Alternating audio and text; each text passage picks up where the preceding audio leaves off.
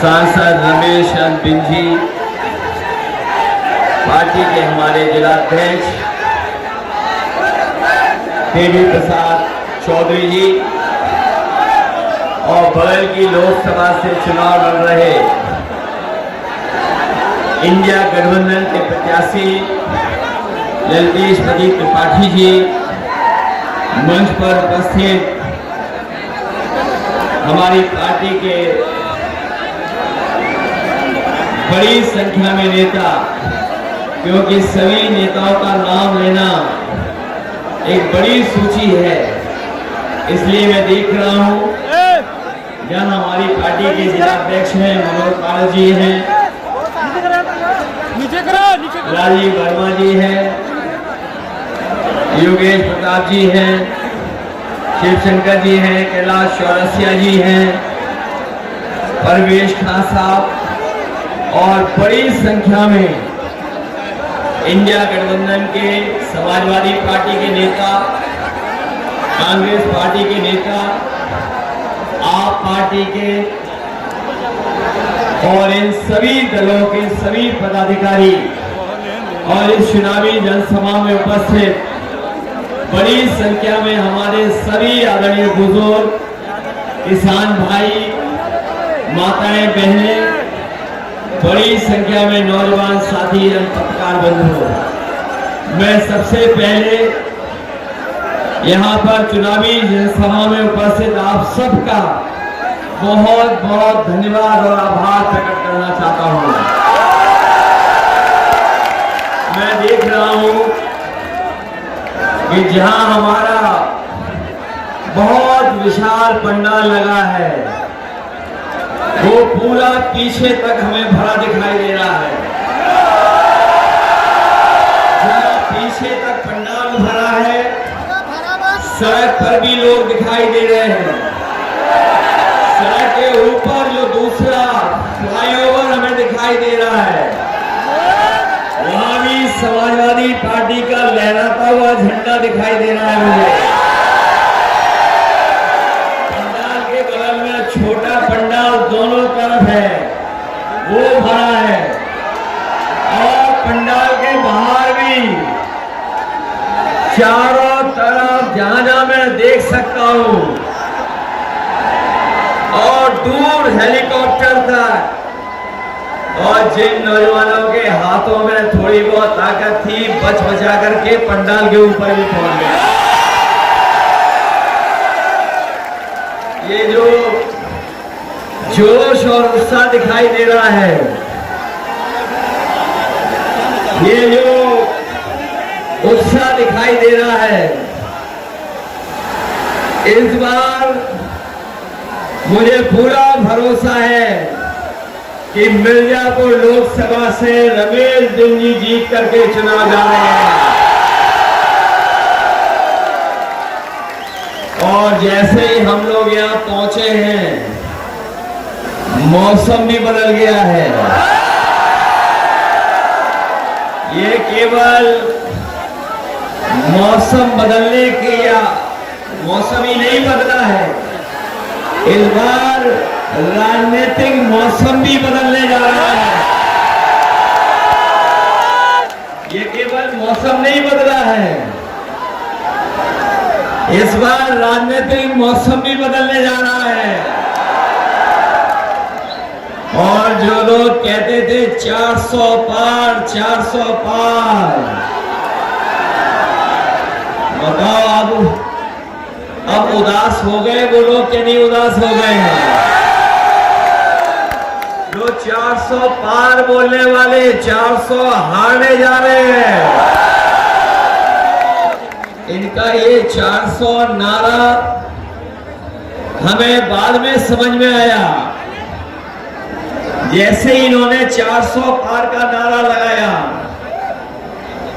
हमें लगा कि ये 400 पार की बात कर रहे हैं, 400 सीटों की बात कर रहे हैं।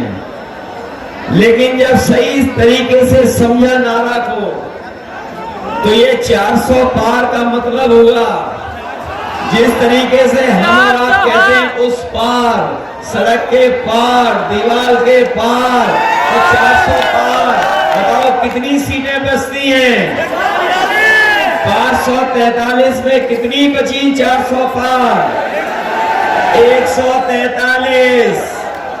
इस बार देख लेना 140 करोड़ की जनता इन्हें 140 सीटों के लिए भी तरसा देगी।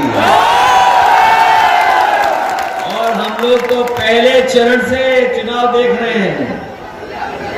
जो पश्चिम से हवा चली थी, जो हवा पश्चिम से चली थी, उसी ने माहौल बना दिया। और माहौल ऐसा बना है कि जनता का गुस्सा 7वें चरण में 7वें आसमान में पहुंच गया है।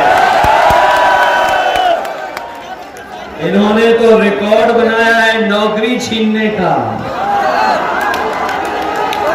ये बात हमारे साथी मानते हो कि नहीं मानते हो?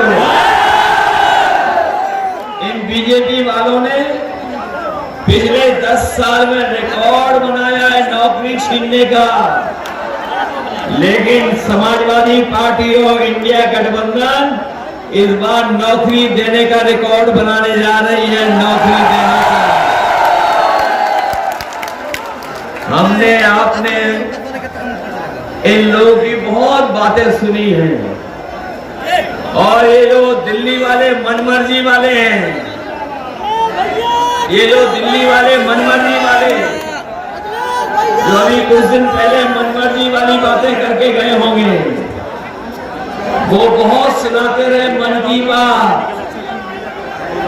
न जाने कितनी बार सुनाई है मन की बात, लेकिन अब उनकी मन की बात कोई नहीं सुनना चाहता है। कोई मन की बात नहीं, अब होगी काम की बात और संविधान की बात, तभी देश हमारा खुशहाल होगा। बताओ 10 साल में ये जो दिल्ली वालों के 10 साल में, भारतीय जनता पार्टी के 10 साल में हर बात इनकी झूठी निकली कि नहीं निकली? न केवल इनकी बातें झूठी रही, बल्कि इन्होंने हर वादा झूठा किया। हमारे किसान भाई होंगे, वो जानते होंगे कि इन्होंने वादा किया था कि किसानों की आय दोगुनी हो जाएगी। लेकिन आज जब किसान देखता है तो उसकी फसल दोगुनी नहीं हुई, और जो उसको कीमत मिल जानी चाहिए थी फसलों की, वो भी फसलों की कीमत नहीं मिली। और जिस तरह महंगाई बढ़ी है, लागत बढ़ी है, तो हमारा किसान भी संकट में चला गया, दुखी हो गया, और उसके साथ धोखा हुआ। और एक समय ऐसा भी आपने देखा, जिस समय बीजेपी के लोगों ने फैसला लिया कि इस देश के बड़े बड़े उद्योगपतियों का कर्ज माफ होगा, इन्होंने कर्ज माफ किया। और जो हिसाब किताब लगाया है कर्ज माफी का, हमारे तमाम जागरूक लोग जानते होंगे कि पिछले 10 साल में भारतीय जनता पार्टी ने बड़े बड़े उद्योगपतियों का, बड़े बड़े कारोबारियों का, अपने मित्र मंडली का लगभग 25 लाख करोड़ रुपया माफ कर दिया बैंकों का। लेकिन हमारे किसानों का माफ नहीं हुआ, उन पे कर्ज बढ़ता चला गया। और जब सरकार ने नियम बनाया, तो नियम ये बनाया था कि जिस भी व्यक्ति का बैंक से 5 करोड़ से ऊपर का कर्ज है, उसका कर्ज माफ हो जाएगा। बड़े बड़े उद्योगपतियों का, बड़े बड़े कारोबारियों का तो 25 लाख करोड़ माफ कर दिया। लेकिन हमारे गरीब और किसान और गांव में रहने वाले लोगों का, जिनका केवल हजारों और लाखों में कर्ज है, उनका माफ नहीं हुआ।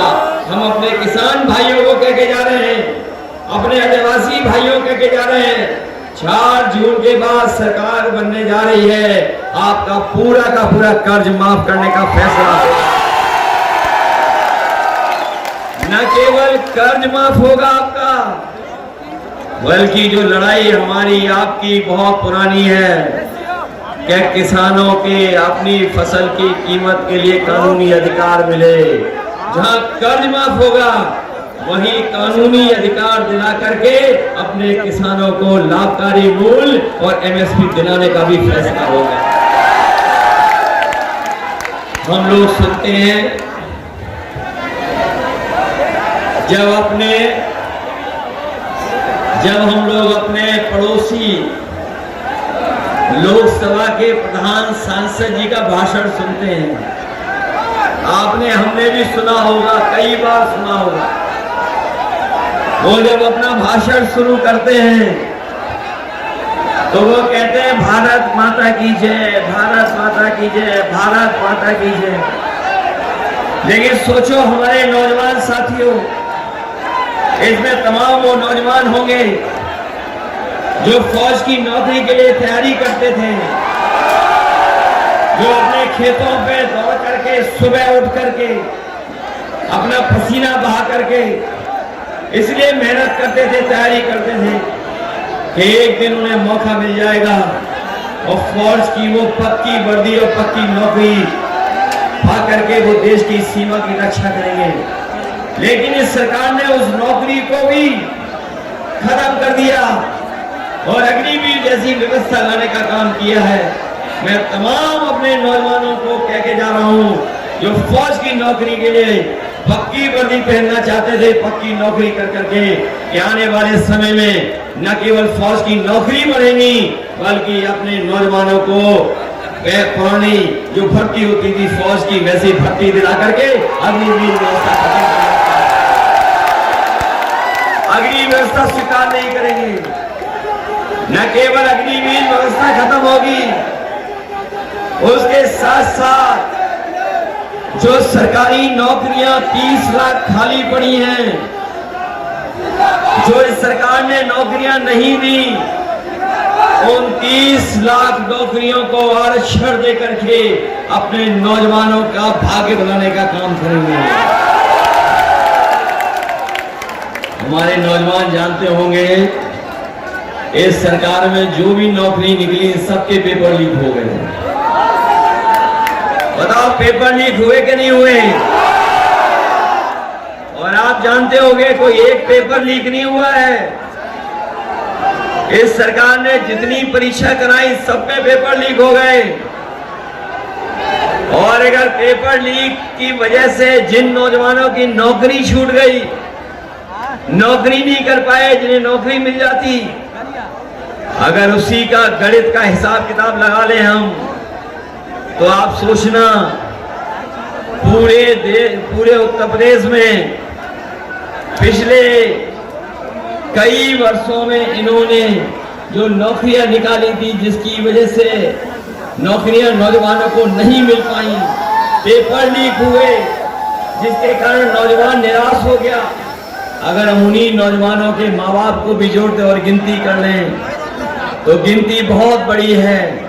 अगर एक नौजवान और उसके माँ बाप को जोड़ दें, इस तरीके से 60 लाख बच्चों का इस सरकार ने पेपर लीक के कारण भविष्य अंधकार में डाला है।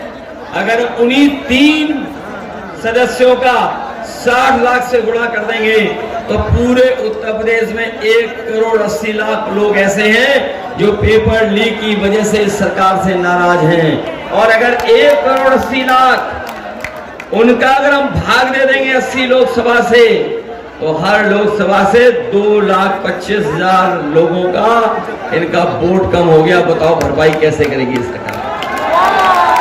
हर लोकसभा में 2,25,000 केवल पेपर लीक के कारण। और ये पेपर लीक हुए नहीं है। मैं अपने नौजवानों से कहना चाहता हूं, ये आपको नौकरी नहीं देना चाहते थे, इसलिए सरकार ने जानबूझ करके पेपर लीक कराए हैं। वैसे तो ये हमेशा बुलडोजर तैयार रखते थे,